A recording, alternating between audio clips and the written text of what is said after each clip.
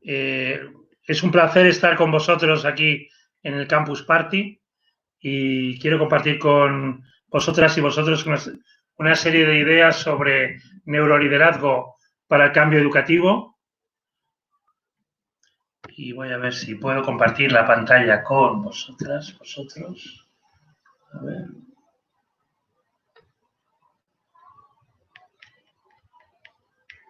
Sí, yo creo que todo funciona perfectamente.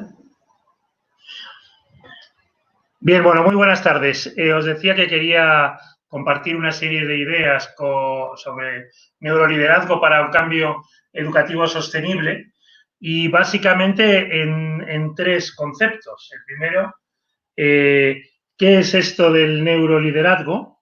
Realmente, ¿qué queremos decir con liderazgo desde la neurociencia? Esto que es el neuroliderazgo, luego lo voy a concretar al cambio educativo y lo que vivimos pues, en un contexto como el nuestro, en mi caso, en el contexto español.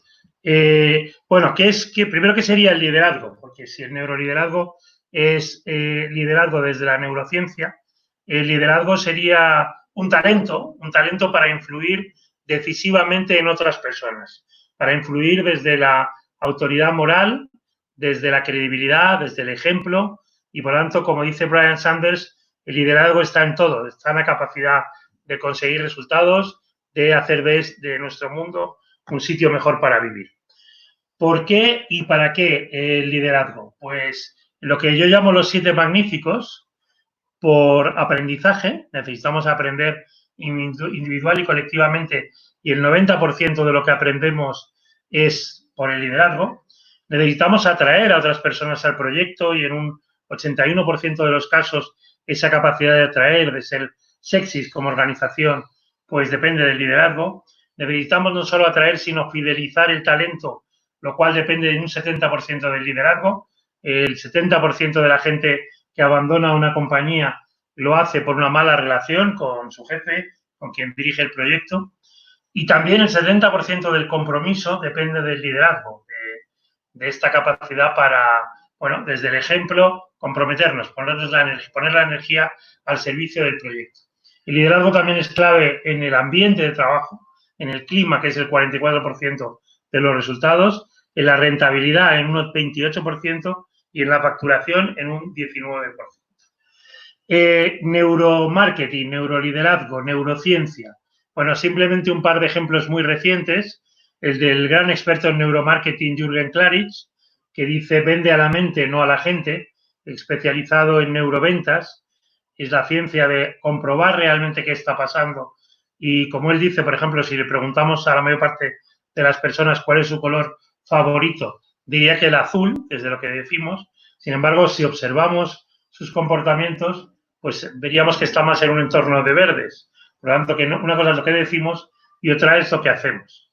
Y si atendemos a 2 premios Nobel de 2019, a los 2 últimos premios Nobel de Economía, Abhijit Banerjee y Esther Duflo, pues también tiene que ver con neurociencia económica en este caso, desde la observación y la lucha contra la pobreza, que es la especialidad de los profesores Banerjee y Duflo. En las organizaciones, y luego me referiré al cambio educativo, tenemos gestores, tenemos líderes y deberíamos tener también neurolíderes. Gestores, pues su poder, como dice Silvia Damiano, la gran experta en liderazgo y en neuroliderazgo, el poder de los gestores tiene más que ver con el control, el poder de los líderes, de las líderes, tiene más que ver con el conocimiento. La aportación de los gestores básicamente está en el sistema, en generar un sistema que funcione. Lo que aportan los líderes, es una visión de futuro para llevarnos hacia ese futuro que deseamos. El foco de los directivos, de los gestores, está más en las tareas, en tanto que el de los líderes está más en las personas. La cualidad de los gestores tiene más que ver con medir, con analizar y medir, y la de los líderes, las líderes, tiene más que ver con el coraje y con la valentía. Normalmente los gestores son casi los que tienen el monopolio del conocimiento, cuando los líderes tratan de distribuir ese conocimiento. Los gestores puros no dan retroalimentación, no dan feedback, en tanto que los líderes sí, de carácter descendente, y los gestores normalmente tienen decisiones y criterios firmes y los líderes desagregan también la empatía. Cuando pasamos al neuroliderazgo, estos 7 aspectos, pues todavía se avanza más. Pero además debemos ser congruentes, esta es la gran enseñanza de la neurociencia, entre lo que decimos y lo que hacemos.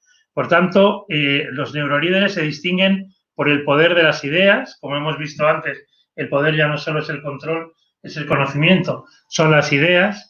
Buscan la disrupción, claro, las ideas desde una cultura de participación, la disrupción desde una cultura innovadora, de una cultura que está siempre buscando nuevas respuestas a la ciudadanía, a los clientes. El foco ya no está en las tareas, como hemos visto antes, o en las personas, sino en el cerebro, en ser una organización brain friendly, por lo tanto, en el talento. Los neurolíderes se muestran vulnerables, humildes, para lo cual necesitan probar a través de test realmente dónde tienen fortalezas y oportunidades de mejora. Valoran, abrazan la incertidumbre, para lo cual su propósito, el para qué hacen las cosas, es muy importante.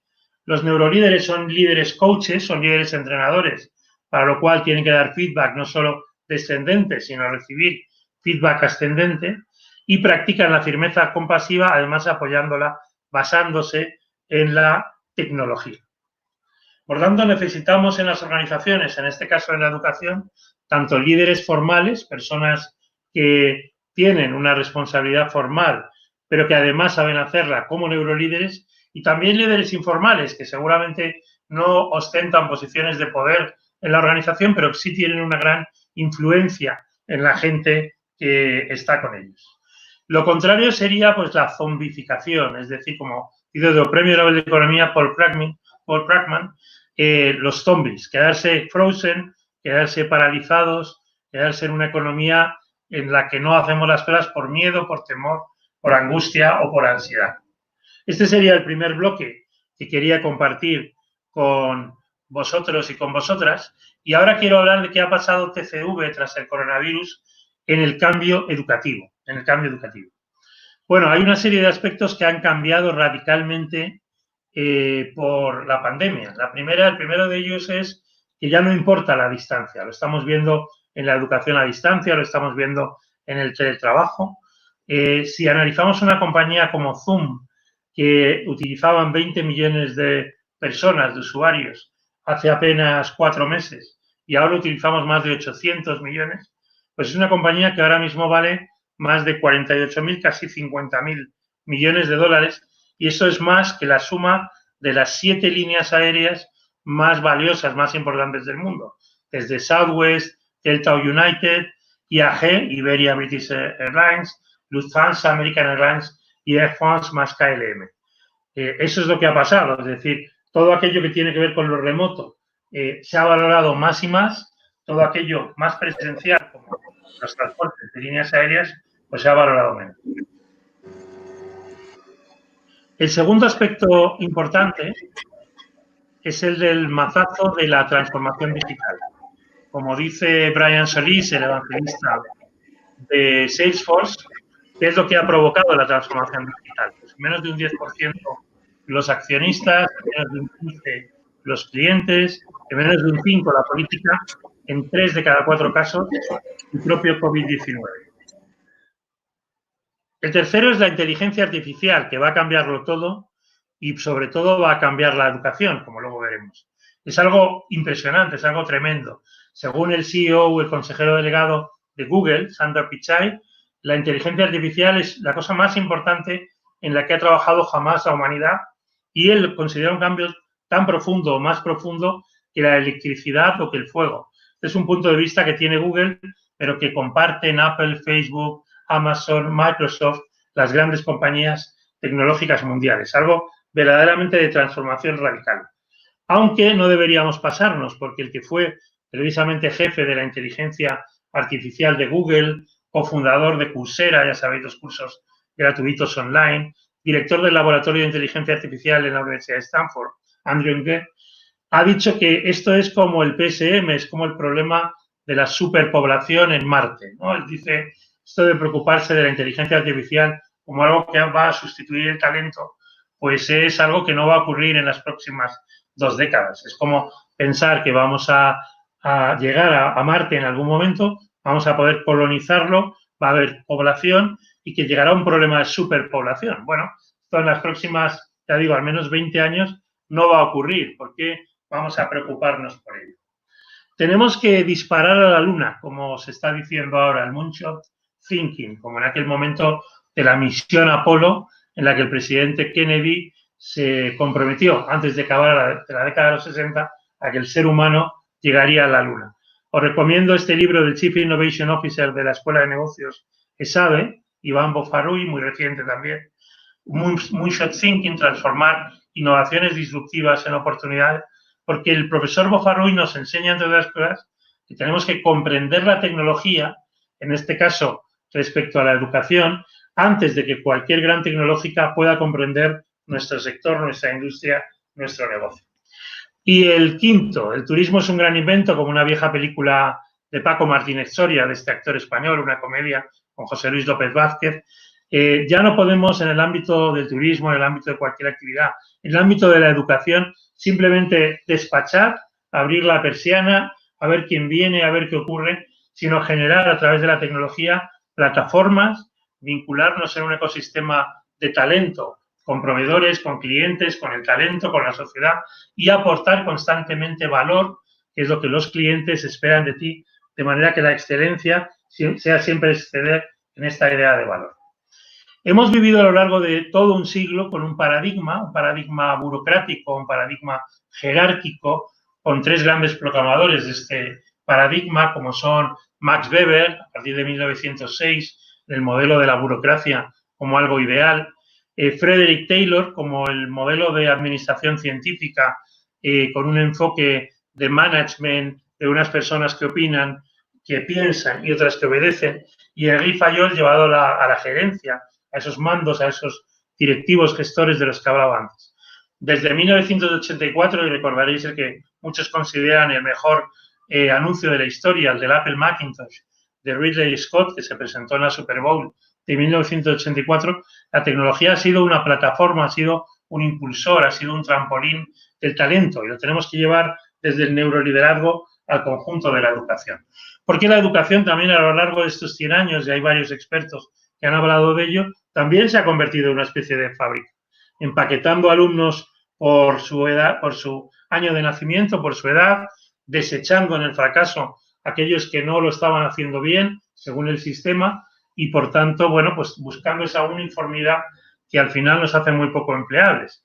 Por eso Carmen Pellicer hace apenas 10 días decía que esta crisis del coronavirus, debería servirnos para repensar la educación, para repensar qué necesitan aprender no solamente los niños, los jóvenes, sino todas nosotras y nosotros. Y aquí tenemos que discriminar, es muy importante en el neuroliderazgo para el cambio educativo sostenible, qué es personas y qué es talento. Comparto la opinión de Jim Collins, el que fuera profesor de Stanford, de que esto de que las personas son lo más importante de una empresa, de una organización, del sistema educativo o de la sociedad en su conjunto, pues no es verdad. Son las personas correctas, es lo que llamamos el talento. Así lo dice en varios de sus libros, empresas que perduran, empresas que sobresalen, empresas que desaparecen. Y él habla de la teoría del autobús, hay que subir al autobús, en este caso, en el sistema educativo, a las personas adecuadas, hay que hacer que vayan a otro sistema, las que no son felices con el proyecto, y que además estas personas adecuadas, este talento se siente en los lugares adecuados del autobús. ¿Cuál es la definición de talento que yo prefiero? Pues la definición de José Antonio Marina, que dice que el talento, lo decía ya en 2017 en su libro Objetivo, Generar Talento, es un talento, es una inteligencia que tiene cuatro características. Una, que elige bien las metas, que maneja la información, que gestiona las emociones y que pone en práctica las virtudes de la acción. Por tanto, el talento tiene que ver con poner en valor, es un concepto valorativo, es una acción, es un conjunto de acciones, como digo, es inteligencia que tiene estas características y no necesariamente es una capacidad. ¿Qué es lo que quiere el talento? Esencial para el ámbito educativo. Pues yo diría que 5 cosas. Primero, quiere un propósito. ¿Para qué? y el propósito se tiene que convertir en realidad. Si vemos el análisis reciente de Harvard Business Review, el más del 80% de todos los tipos de organizaciones en el ámbito educativo y empresarial tienen una cierta claridad de propósito, ¿no?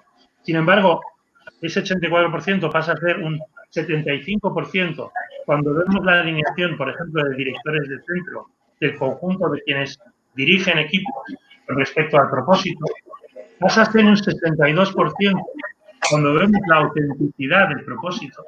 Y luego cuando conectamos el propósito a la involucración, al compromiso, al engagement, baja del 50%, queda en la mitad, queda en el 46%. Por tanto, necesitamos un propósito muy bien definido, llevado a la realidad del hábito. Necesitamos proyectos, necesitamos saber hacia dónde vamos, cuál es nuestro plan. Y como decía el general Eisenhower, los planes no están para cumplirse, están para saber qué hacer cuando no se están cumpliendo. El talento necesita, en términos individuales y colectivos, ese proyecto, por ejemplo, este proyecto educativo, que nos ayuda a generar una escuela mejor, una sociedad mucho mejor. El talento, en tercer lugar, quiere crecer. El 40% de las personas profesionales, por ejemplo, de los docentes, de sus principales ocupaciones, está el seguir creciendo, desarrollando, teniendo learnability, aprendibilidad, capacidad de aprendizaje constante. Porque estamos en la sociedad del aprendizaje y, por tanto, las organizaciones educativas y de todo tipo que van a sobrevivir son aquellas que aprenden al menos al ritmo del entorno. El talento quiere una cultura, un modo de hacer las cosas definitiva, de carácter ganador, ganadora. Y vuelvo a Silvia Damiano y a esta idea de brain friendly culture, de culturas buenas para el cerebro, de culturas equitativas, de culturas equilibradas, de culturas donde hacemos lo mejor para nuestra salud y lo mejor para nuestro aprendizaje, nuestro talento. Y finalmente, lo que quiere el talento es liderazgo, ese talento para influir en los demás, para ser influida o influido. Uno de los mejores ejemplos de liderazgo es Jacinda Ardern, la primera ministra de Nueva Zelanda, que en un vídeo muy reciente, hecho prácticamente con un smartphone, en poco más de 2 minutos le pide a su equipo que diga cuáles han sido los grandes logros que ha tenido en estos 2 últimos años. Y tiene decenas de miles de visitas en el mundo, no solo en su país, porque se ha convertido en un icono de firmeza compasiva, como decía antes, de hacer las cosas bien y de hacerlas con la mayor empatía hacia los demás. Por tanto, para atraer el talento, los directores de centro en el mundo educativo, los CEO, los consejeros delegados, deben ser atractivos. Os recomiendo los textos, los trabajos de los 2 grandes expertas en ello. Cristina Mulero, la gran experta en marca personal, y su último libro, Marca CEO y Embajadores de la Marca, porque preferimos rostros a logos. Y Sandra Sotillo, cuya tesis doctoral, la doctora Sotillo, fue precisamente sobre la reputación de los CEOs y cómo conseguir desde la confianza ser mucho más atrayentes, mucho más atractivos. Necesitamos valorar y medir el talento. Y como dice María La Huerta, la epidemióloga de la Universidad de Columbia en Nueva York, lo que necesitamos, lo que hemos necesitado en la crisis sanitaria, son test, son pruebas, y respecto al talento también, conocernos bien, saber la opinión en 360 grados o en un doble 360 grados de nuestra vida profesional y nuestra vida personal y saber dónde están nuestras fortalezas, dónde están nuestras oportunidades de mejora. Necesitamos conversaciones de carrera, necesitamos neurolíderes, líderes entrenadores, y como pasa en el fútbol, con los mejores coaches, dediquen tiempo a conversar sobre lo que los jugadores hacen bien y podrían hacer mejor. Y necesitamos transformarnos. Esta es la ecuación clásica de Richard Eckhart del MIT, donde hay algo que resta la resistencia al cambio, que es humana, pero hay 3 aspectos que multiplican y que son positivos. La visión de futuro a la que me refería antes, una visión a 1 año, por ejemplo, del centro educativo, a 3 años. La insatisfacción con el estado actual de las cosas, con el status quo, y por tanto llevar esa insatisfacción a la acción, y un plan de acción de primeros pasos, sobre todo para los 90 días, en este caso, de septiembre a diciembre, sobre dónde estarían nuestras prioridades que tenemos que llevar adelante. Por tanto, el neuroliderazgo en el cambio educativo tiene que ver con lo que una gran periodista llama lo imprevisible, Marta García ayer, en un libro también aparecido hace apenas unas semanas. La tecnología nos ayuda a muchas cosas, pero tenemos que combinarlas con tres grandes aspectos. Con la aventura, por ejemplo, Piratas del Caribe, ¿no? Como ejemplo cinematográfico de la aventura, el romance, el amor, el cariño por los demás, la empatía, como el caso de Notting Hill, o una serie seguida por decenas de millones de personas en todo el planeta, como es Money Heist, La Casa de Papel, donde hay una figura que es el profesor, precisamente, atendiendo al sistema educativo, no solamente planifica desde la identidad del talento de todo el equipo lo que tienen que hacer, sino que también planea contingencias por si, como en la mayor parte de los casos, no ocurre lo que pensaban que iba a pasar. Cuando Susan Giles, en apenas hace 4 años, preguntó a casi 200 líderes organizativos sobre 74 competencias, 74 cualidades, cuáles eran las más importantes, prácticamente, bueno, 2/3 de ellos dijeron primero que la ética, la integridad, generar unos estándares morales que dieran seguridad psicológica era el más importante. Luego, la capacidad que tiene el mundo educativo y cualquier organización de autoorganizarse a través de objetivos, de una comunicación de las expectativas, de aprender de una manera eficiente y eficaz desde la flexibilidad, de nutrir ese crecimiento, ese desarrollo que es tan motivador en el aprendizaje, y finalmente de la conexión y el sentido de pertenencia. De nuevo, desde una comunicación frecuente, apertura a nuevas ideas, un sentimiento de orgullo, de éxito, un crecimiento para incluso los sucesores y para dejar un legado, y una seguridad desde la prueba y el error. Tomás Chamorro también hace un mes nos decía que, bueno, las 6 competencias que predecían el mejor liderazgo siguen prediciendo, ahora con mucha más impacto en el sistema educativo. Y son estas 6: la inteligencia, el cociente intelectual, muy importante a la hora de discutir y tener un cierto criterio; la curiosidad, la creatividad; esa humildad, vulnerabilidad que hablaba antes; la resiliencia, la capacidad de resistir, de perseverar, de incluso pivotar en aquello en lo que creemos; la empatía, la capacidad de poner en los demás de cara a la escucha y a la ayuda; y esa integridad, esa honestidad a la que me refería. ¿Qué ha ocurrido en los últimos meses? Si vemos datos recientes, 23 de junio también, el Foro Económico Mundial, que ha llamado el Gran Reseteo, la reputación ha sido, a causa de la pandemia, relativamente alta en la comunidad académica y científica, 53%, menor en el tema de líderes de gobierno y autoridades sanitarias, 43%, aún menor en el caso de líderes locales de ONG, 31%, en el caso de los periodistas también, 31%, y precisamente los que han puntuado en menor medida en cuanto a su reputación, los CEOs, el 29%. Por tanto, todo esto, la necesidad de transformación, lo que quiere el talento, es sentido común, pero en 7 de cada 10 casos todavía no es práctica común. Y voy al último bloque, las de la educación, la meritocracia y el mercado laboral. Por lo menos en nuestro país, lo que sentimos es falta de meritocracia, rigidez del mercado educativo y una educación muy poco valorada.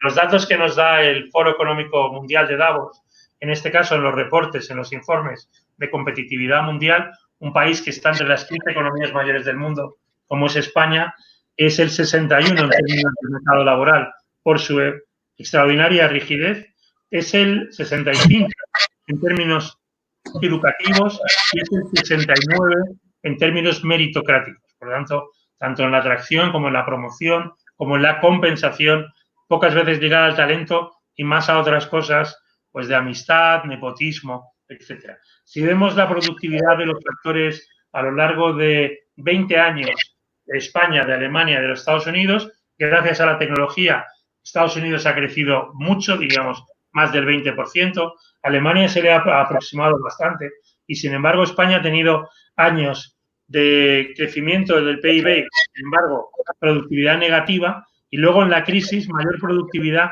básicamente por su capacidad de exportación y de hacer lo mismo con menos personas, pero no necesariamente con calidad educativa. Segundo aspecto, cómo están los distintos países en puntuación respecto a la media de la OCDE, por ejemplo, en matemáticas y en literatura. vemos ahí que España e Italia, los dos países que parece que van a sufrir más la crisis económica post-coronavirus, pues están entre un 20 y un 25% por debajo en matemáticas respecto a la media de OCDE. Y si lo comparamos con países que están 20% por encima, como Japón, o 15% por encima, como Holanda, en términos de letras, pues también 20-25% Italia o España respecto a Australia, o no digamos Japón, que también está cercano a un 25% por encima de la OCDE. Mucho que hacer en términos de educación, con además el agravante de que la educación en los datos del Centro de Investigaciones Sociológicas no está ni siquiera entre las 12 mayores preocupaciones de mis compatriotas, de los nacionales. Y finalmente, cuando vemos la distribución por nivel educativo de las personas ocupadas en términos de empleabilidad, de asalariados, de empleadores y de autónomos, pues vemos que los datos son muy significativos. En términos de asalariados, España tiene más de un 35% de personas con un bajo nivel educativo entre la población ocupada, que viene a ser prácticamente el doble de la media de la Unión Europea. En términos de empleadores ocurre prácticamente lo mismo, es decir, el doble de personas empleadoras, de creadores de empleo, de empresarios, que son personas con bajo nivel de estudios respecto a la media europea, y en los autónomos cabe incluso más. Es decir, si comparamos, por ejemplo, el mercado laboral de Alemania, de Austria, de Suiza, tiene un 50% de profesionales que han estudiado formación profesional. Sin embargo, en mi país, en España, pues no llega al 25%. Por eso, nada menos que el gobernador del Banco de España, Pablo Hernández de Cos, decía muy recientemente que la desventaja relativa en capital humano y la economía española debería replantear el diseño institucional del sistema educativo, con una revisión profunda del concepto de currículo y del propio sistema de aprendizaje.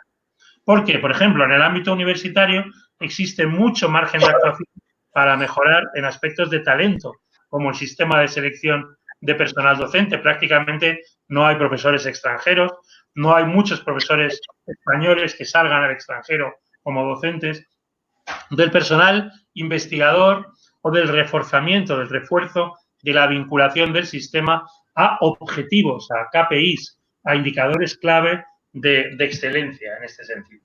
Bueno, pues estas eran las ideas que quería compartir con vosotras, con vosotros, respecto al neuroliderazgo, al sistema del cambio educativo y la educación, que es realmente lo más importante, nuestro presente y nuestro futuro, realmente que avance de manera excelente, y tenemos una enorme responsabilidad para lograrlo. Muchísimas gracias.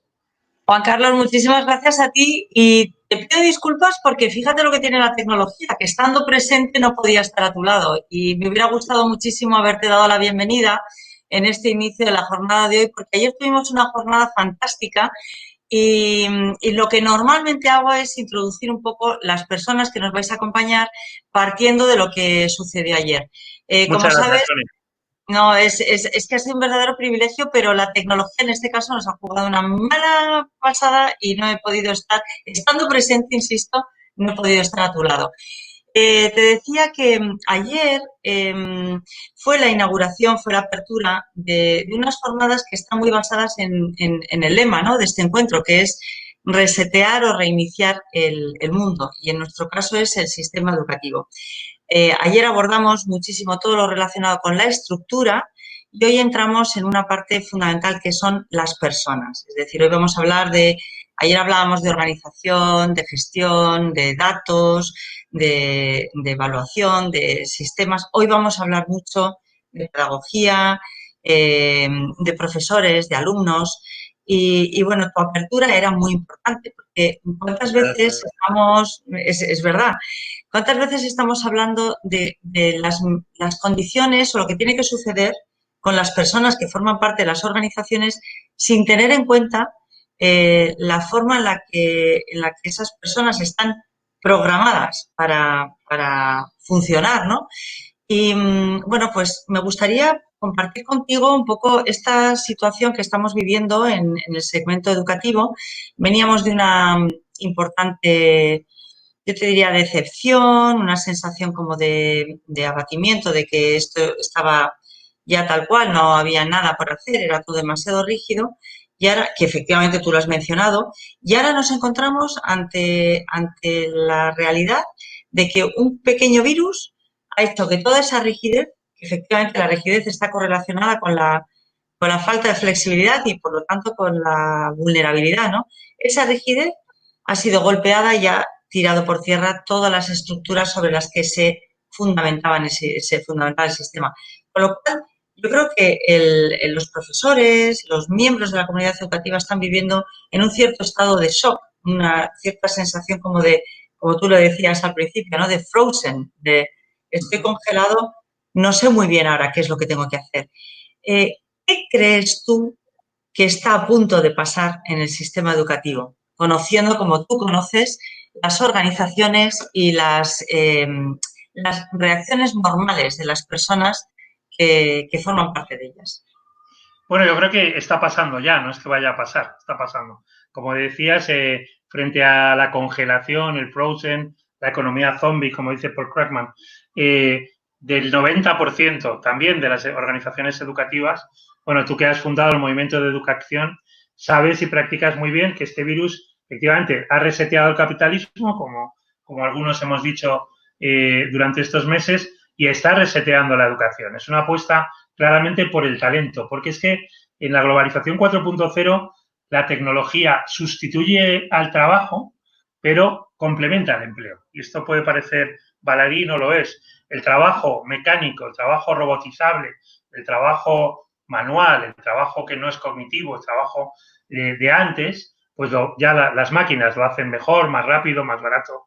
Ahora, el talento, por eso antes me refería al talento, la capacidad de las personas de poner en valor lo que hacemos es más importante que nunca. Talento docente, evidentemente, talento para las alumnas y alumnos que deben tener pensamiento crítico. Desgraciadamente, tú y yo somos de un país, vivimos de un país que es el 85 del mundo en pensamiento crítico, que es terrible. Esto debería ser la apertura de los telediarios y no tantas malas noticias y rebrotes, como es la falta de pensamiento crítico, de hacer dafos, de decir, somos fuertes en esto, tenemos que mejorar en otro, ser inteligentemente optimistas. Nos falta mucho pensamiento crítico, nos faltan muchos soft skills, que ya sabes que yo las llamo competencias de compañerismo, desde la seguridad en una misma, la empatía, la iniciativa, la orientación a resultados. Entonces, la escuela de hoy, la de la tercera década del siglo XXI, tiene que apostar por el talento, tiene que liderar para el talento y tiene que conseguir talento. Los seres humanos somos capaces de lo mejor y de lo peor. Si nos comportamos como zombies, como frozen, como máquinas, pues en realidad tenemos muy poco interés. Desgraciadamente, como también ha dicho nuestro querido José Antonio Marina estos días, la gran pregunta será qué hemos aprendido y cómo hemos aprendido de esta pandemia. Y el 90% habrá aprendido poco, se habrá entretenido, habrá visto más televisión que nunca, habrá engordado, y en cambio, pues un mini pareto, un 10%, pues habrán o habremos tratado de mejorar la educación, porque como ya decía Nelson Mandela hace décadas, la educación es lo que cambia el mundo. Por lo tanto, es una apuesta radical por el talento, ya no hay marcha atrás. El que no quiera verlo, pues se quedará congelado y pensando que qué mala suerte. Pero es cuestión de una oportunidad verdaderamente histórica. Y con esto acabo en la pregunta que me has hecho, Sonia. Las dos pandemias importantes, digamos, vividas en el Imperio Romano, la gripe antonina y en 1918 la mal llamada gripe española, básicamente porque España, como sabéis, no había participado en la Primera Guerra Mundial y se entretenía más hablando de la gripe de lo que ocurría en Francia, en Inglaterra, en Alemania o en Estados Unidos. Pero bueno, el final de la gripe antonina, de la dinastía de los antoninos, Marco Aurelio y los demás, pues acabó con el Imperio Romano y dio paso a la Edad Media. La gripe de 1918 acabó con el dominio británico y dio paso al verdadero poder de Estados Unidos. Por tanto, esto también va a cambiar radicalmente las cosas. Por eso estamos hablando de resetear el capitalismo y de resetear la educación taylorista y apostar por una educación que realmente marque la diferencia, como algunos ya estáis demostrando. La verdad es que parte de lo bonito que estamos construyendo entre todos los que estamos participando en este Campus Party es precisamente la la capacidad de integrar, no solamente desde el sector educativo, sino desde sectores completamente diferenciados, iniciativas en las que estemos todos de acuerdo para dar ese primer paso. Cuando lo decíamos ayer, cuando el transatlántico es demasiado grande, un pequeño giro de 1 grado en el timón determina que uno acabe en un extremo o en el otro de una realidad, ¿no? Y ahora mismo parece que estamos todos bastante de acuerdo hasta el momento en el que estamos llegando. Mañana lo veremos, no obstante, al final de estas jornadas que tendremos lugar, tendrá lugar un encuentro para las conclusiones y ya aprovecho para invitarte a las 7:30 de la tarde, los que podáis estar, no es obligatorio. Gracias, aquí estaré. Bastante esfuerzo estáis haciendo, pero parece que estamos todos bastante de acuerdo en 2 cuestiones, que es bastante generalizado. Una es la flexibilidad, es decir, todos de alguna manera, y tú lo has mencionado también, achacamos una rigidez estructural de nuestro sistema que impide que las cosas avancen. Y la otra es la personalización, es decir, la capacidad de que también están correlacionadas, de que esa flexibilidad nos lleve a acercarnos más a lo que cada uno de los niños que están en el aula necesita. De ello nos va a hablar ahora enseguida Marina Escalona, que sé que está teniendo dificultades para conectarse, ahora enseguida nos avisarán que está lista. Pero, ¿tú qué opinas de esto? Es decir, ¿hay algo más que se nos está escapando y que realmente sería determinante para resetear o reiniciar el sistema? Bueno, no, efectivamente. Antes hablaba de la muerte de la distancia, un poco como en la película de Disney de Hércules, ¿no? No importa la distancia. Porque, claro, no veíamos la tecnología tanto como acercarnos, como tú decías al principio, Sonia, acercarnos a los demás. Yo, por ejemplo, que como sabes, soy coach estratégico, era bastante reticente a hacer coaching a través de la pantalla, a través de Zoom, de Teams o de cualquier sistema. Ahora mismo, el 50% del coaching que estoy haciendo lo estoy haciendo con Iberoamérica, y con países, por ejemplo, como Venezuela, que es muy difícil físicamente ir allí y, sin embargo, pues que está funcionando muy bien el aprovechamiento tecnológico. Bueno, hemos entrado en el mal llamado teletrabajo porque, por lo menos, nuestra legislación dice que el teletrabajo es voluntario, no es forzoso. Pero, como decía el otro día Silvia Leal, la gran experta en tecnología, dedicamos hasta 14 horas diarias a estar como estamos tú y yo y el resto de los que nos ven frente a una pantalla, 14 horas diarias. Ha cambiado radicalmente esto. Y bueno, los niños, sobre todo los más jóvenes que son nativos digitales, ya están acostumbrados a esto, pero no lo han utilizado tanto en el contacto con sus abuelos o en el aprendizaje, en la educación. Esto ha venido para siempre y, por tanto, tenemos que asumirlo así. Nos permite, además, colaborar en ámbitos auténticamente globales.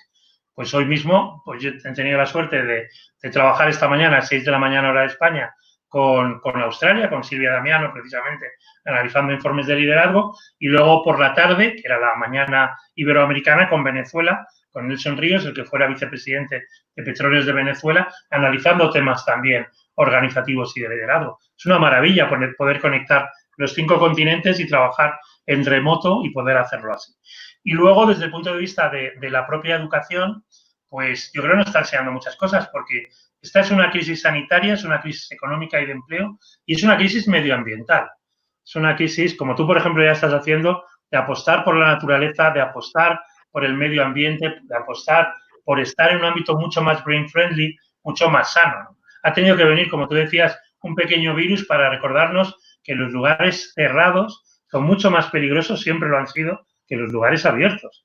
Y me decía, pues hace meses, Nuria Moliner, que es una gran arquitecta, sobre todo en los espacios abiertos, llegando a la naturaleza, a la arquitectura, que lógicamente es el triple de tóxico. Estar en un sitio abiertamente cerrado, donde la luz no sea natural, donde la respiración sea a través de aire acondicionado constantemente, que estar en un entorno abierto, en buena parte del mundo, no digamos en España, no digamos en Málaga, pues lógicamente es muchísimo más agradable. Por lo tanto, tenemos que apreciar las cosas importantes de la vida. Antes me refería a lo imprevisible de Marta García ayer. Hay muchas cosas imprevisibles en nuestro entorno. Es un entorno megabuca, más volátil, incierto, complejo y ambiguo que nunca. Y también es un entorno donde tenemos que apreciar el contacto, sea virtual, el aprendizaje colectivo, que realmente es muy importante, y la naturaleza, abrazar a la naturaleza, abrazar los bosques, abrazar los espacios abiertos. Pues mira, Juan Carlos, podría, como bien sabes, estar hablando contigo bueno, horas. Y estoy segura que todas las personas que nos están acompañando, que ayer, después de ver las estadísticas, fueron miles. Y hoy estoy segura que después de ver el resultado de lo de ayer serán miles más. Así que vamos a dejarlo un poquito en suspenso, esta conversación, que si Dios quiere podrá terminar o culminar mañana durante las conclusiones, si te parece bien, y vamos a dar ya paso a María.